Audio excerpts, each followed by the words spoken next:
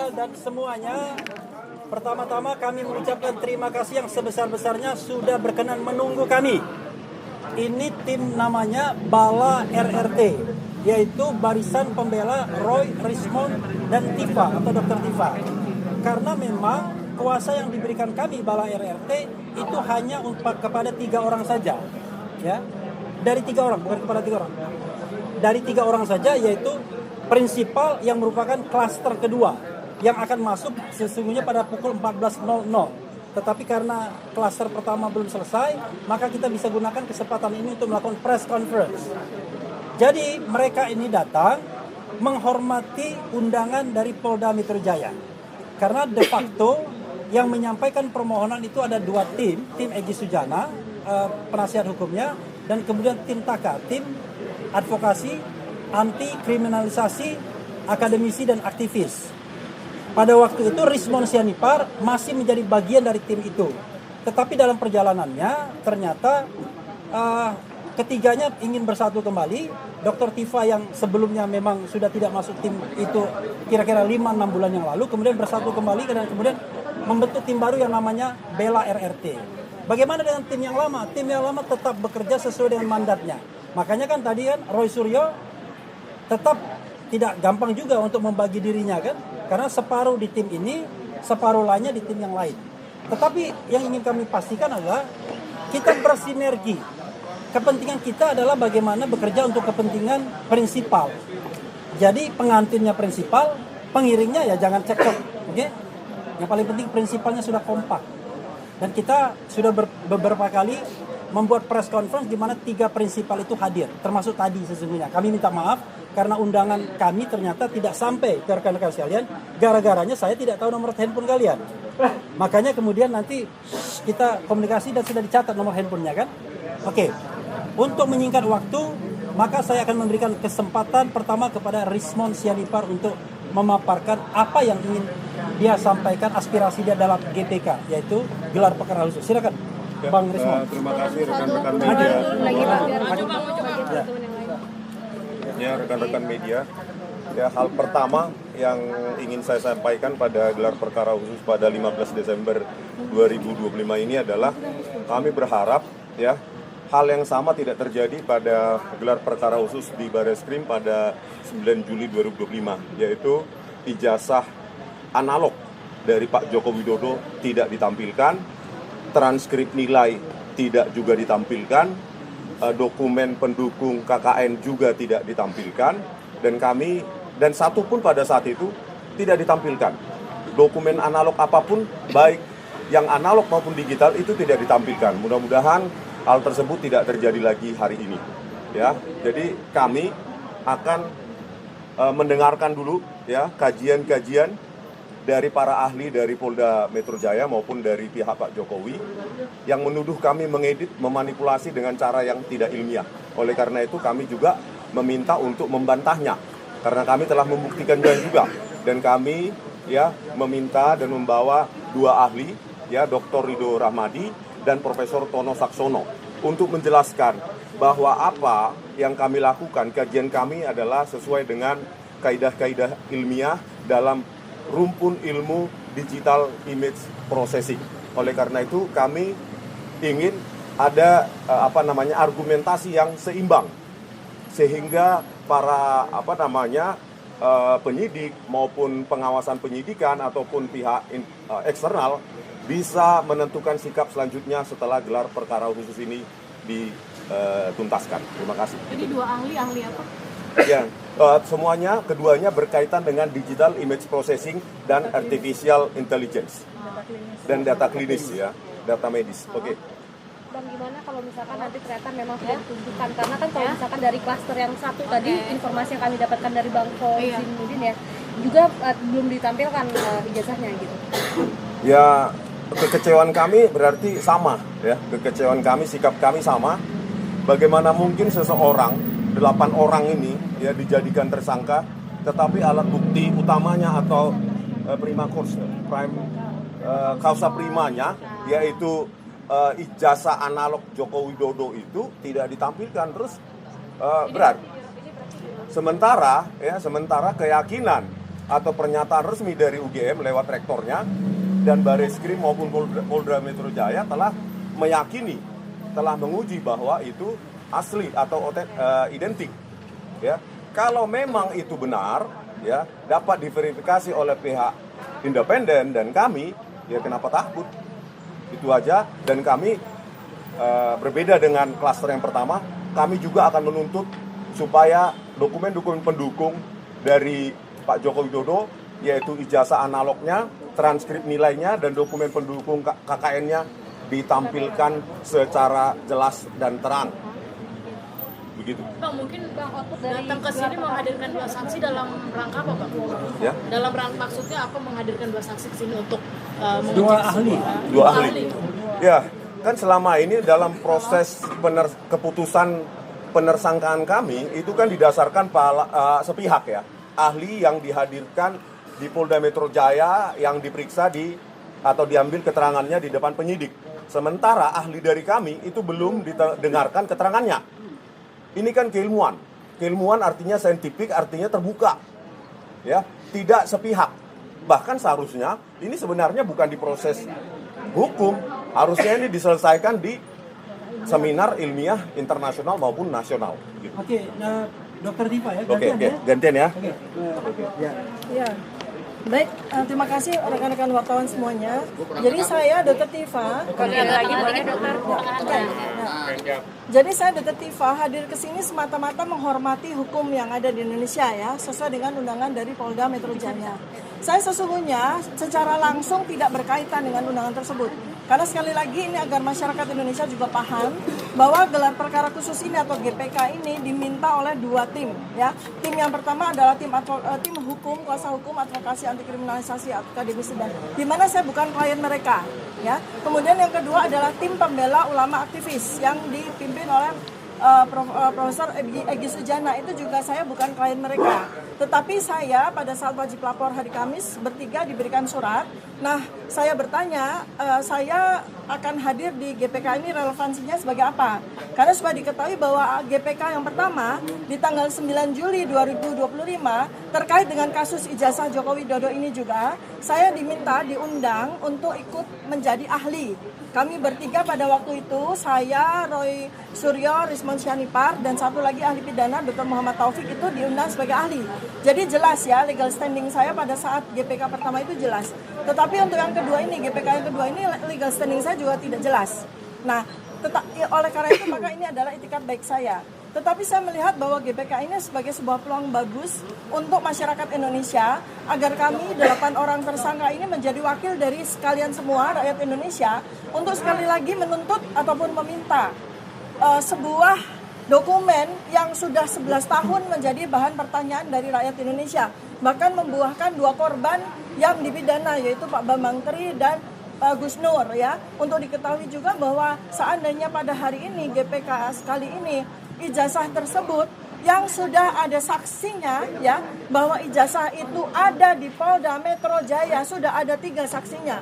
Yang pertama adalah kesaksian dari Bapak Joko Widodo sendiri pada tanggal 24 Juli 2025. Beliau ketika itu dengan alasan sakit, dengan alasan kesehatan, beliau diperiksa oleh Polda Metro Jaya di Solo. Di kediaman beliau menyatakan bahwa ijazah tersebut disita oleh Polda Metro Jaya. Artinya memang ijazah tersebut seandainya ada di sini, ada di kantor ini. Kedua adalah kesaksian dari Polda Metro Jaya sendiri yang menyatakan bahwa ijazah sudah ada di Polda Metro Jaya. Itu kami. Dan yang ketiga adalah kesaksian dari pemeriksa kami pada saat kami menjadi tersangka. Kami tanya apakah ijazah Joko Widodo ada di Polda Metro Jaya, mereka mengatakan iya ada. Nah, jadi artinya pada hari ini tidak ada alasan sedikit pun bagi Polda Metro Jaya untuk tidak menunjukkan kepada kami. Karena kami ini warga Indonesia, warga negara Indonesia yang dilindungi oleh undang-undang, melakukan hak kami sebagai peneliti dan sebagai warga negara untuk memberikan pertanyaan, dan kami ini dikriminalisasi dengan pasal-pasal yang sangat berat. Atas dasar hak warga negara, atas dasar hak kemanusiaan, sebaiknya Polda Metro Jaya menyampaikan kepada kami supaya ini semua menjadi jelas. Jadi apabila pada hari ini ijazah tersebut tidak juga disampaikan, ditunjukkan kepada kami, maka kami akan bertanya apa artinya GPK ini diselenggarakan. Ya, itu yang bisa kami berikan, dan selanjutnya nanti kami akan sampaikan kepada semua rekan-rekan wartawan yang mewakili rakyat Indonesia. Gelar perkara khusus insya Allah akan kami ikuti dengan seksama bersama dengan para PH kami, Bala RRT ya, sekali lagi. Saya juga sampaikan bahwa Bala RRT atau tim penasihat hukum kami ini tidak untuk mensubstitusi tim yang ada sebelumnya. Ya, ada tim penegak pembela keadilan di mana kami bertiga RRT itu menjadi klien mereka, tidak kemudian disubstitusi oleh tim Bala RRT ini ya. Kami mengharapkan agar semua tim itu bekerja sinergi demi kami para tersangka, demi rakyat Indonesia, demi kita semua. Terima kasih. Assalamualaikum warahmatullahi wabarakatuh. Tuh. Mas Roy datang tuh.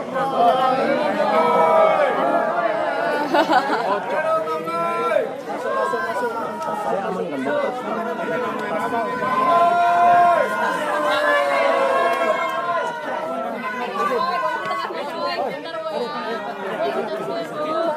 Ya. Alhamdulillah. Oke, Bang Roy. Ya, yuk. Hari ini gelar perkara khusus di mana, Bang? Udah, sebentar.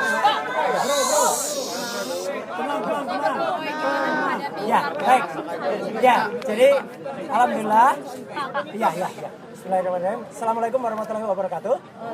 Ya, setelah tadi rekan-rekan semua mendengarkan dari RT, ya, dari Dr. Rismon dan juga dari Dr. Tifa. Ya, kami bertiga RRT memang nanti akan menyampaikan beberapa hal, ya, terutama tadi yang sudah disampaikan oleh Dr. Tifa dan juga Dr. Rismon, dan intinya nanti akan saya sampaikan adalah sebagai berikut. Ya, intinya ini. Jadi intinya adalah kita akan menyanggah seperti yang disampaikan oleh Dr. Rismon. Kenapa kami ini ditersangkakan dengan dua pasal yang sangat berat, yaitu pasal 32 dan 35 Undang-Undang ITE, yang mana ironisnya saya selaku pembuat pasal itu dulunya itu tersenyum aja.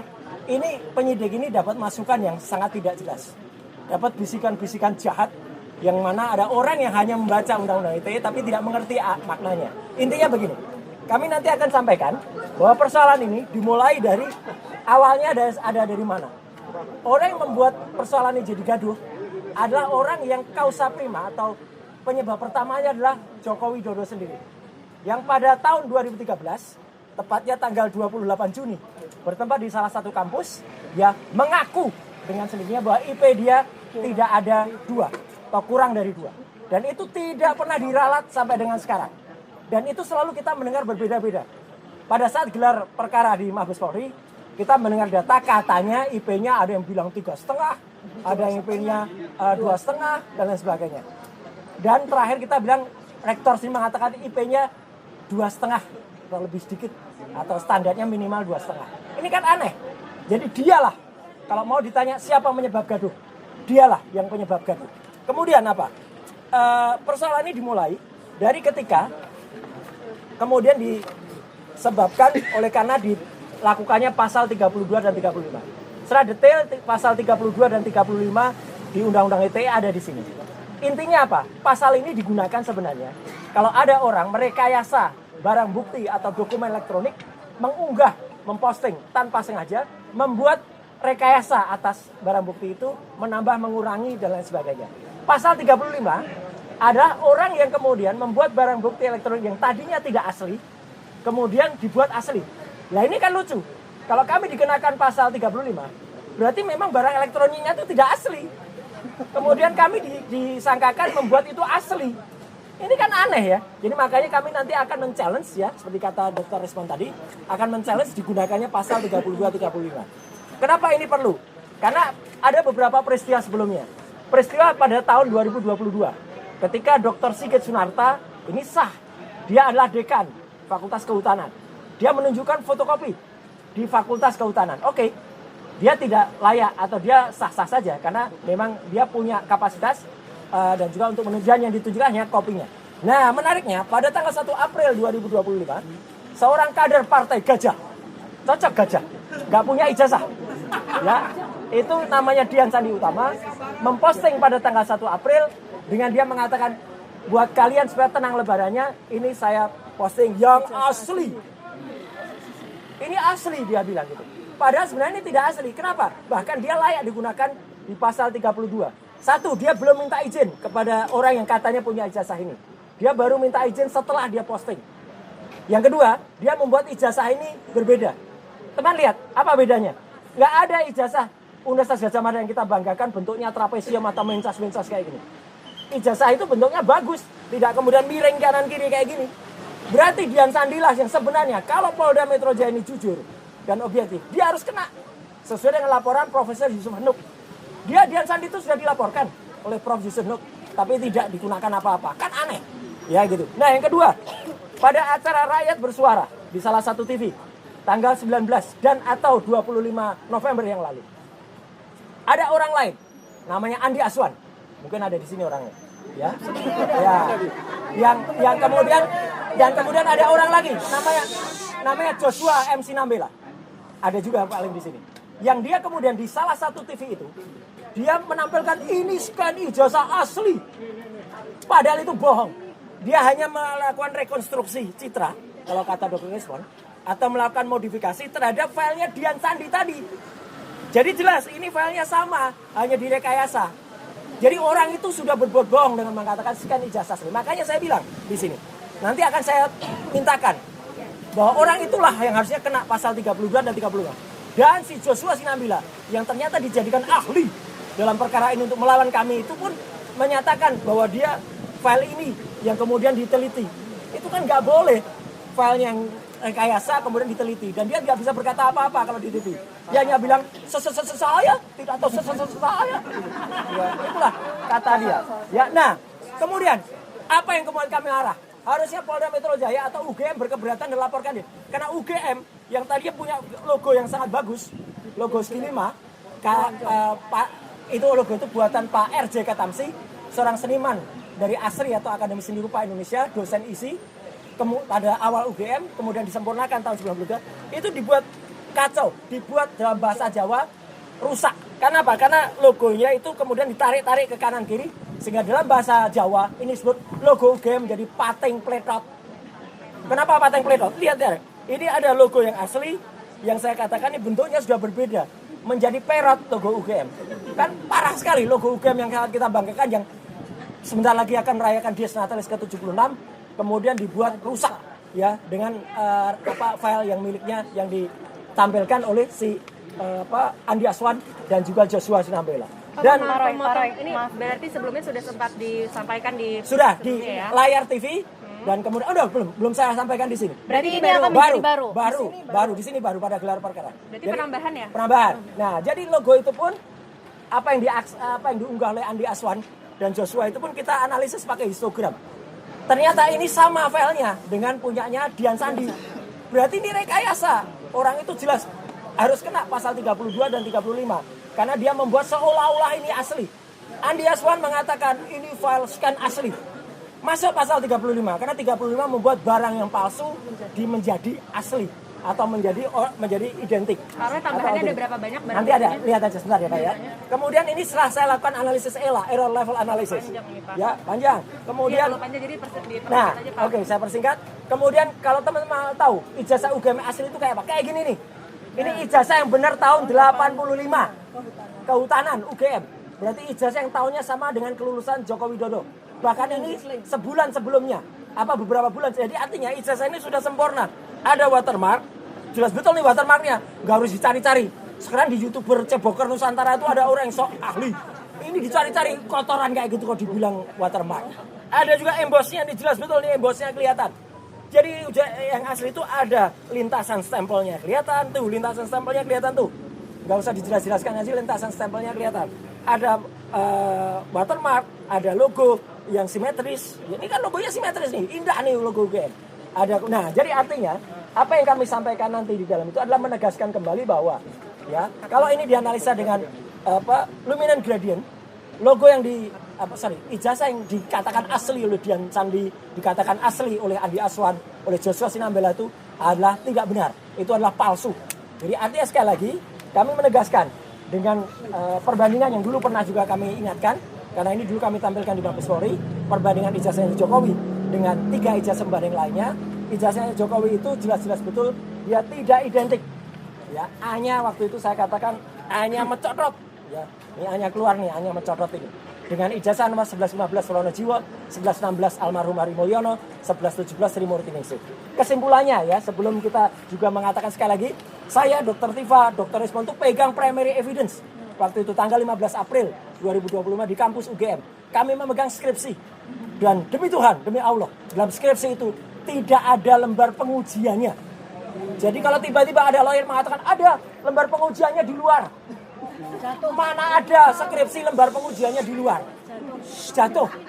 Tidak ada, itu berarti lembar pengujiannya palsu. Tidak ada. Bahkan nama Profesor Dr. Insinyur Ahmad Sumitro pun waktu di dalam ini namanya masih Dr. Insinyur Ahmad Sumitro. Benar itu karena itu November 85. Profesor Ahmad Sumitro itu baru dikukuhkan jadi guru besar itu adalah Maret 86. Gak mungkin 85 sudah disebut profesor. Nah, jadi kami menimbulkan nanti ada beberapa kesimpulan. Antara lain apa? Kami sama sekali tidak layak disebut kami merekayasa, mengubah dan lain sebagainya di pasal 32 dan 35 Undang-Undang ITE. Justru ada orang-orang yang seharusnya kena. Siapa dia? Yaitulah Dian Sandi. Dialah Andi Aswan. Dialah Joshua Sinambela. Dan orang-orang lain, para termul-termul itu yang kemudian malah membuat ini direkayasa. Dan kami juga menegaskan beberapa poin yang ada. Jadi intinya itu, kami akan mengingatkan semoga gelar perkara khusus ini benar-benar objektif dengan dukungan doa dan support dari teman-teman semuanya, terutama juga dari teman-teman media. Ya, kami berharap Polda Metro Jaya bisa benar-benar memanfaatkan forum ini untuk memperbaiki citranya. Ya, citra Polda Metro Jaya di tangan Mas. Terserah apa yang nanti akan dilakukan oleh Polda Metro Jaya. Kalau mereka memang benar-benar akan meneruskan kasus ini dengan membuat kami dipidana, maka kami akan challenge pada kesempatan ini. Dan jangan biarkan kemudian ada orang-orang yang memang sudah terpidana, misalnya ada yang sudah dipidana oleh Polda Metro Jaya 6 tahun yang lalu masih bebas seperti sekarang.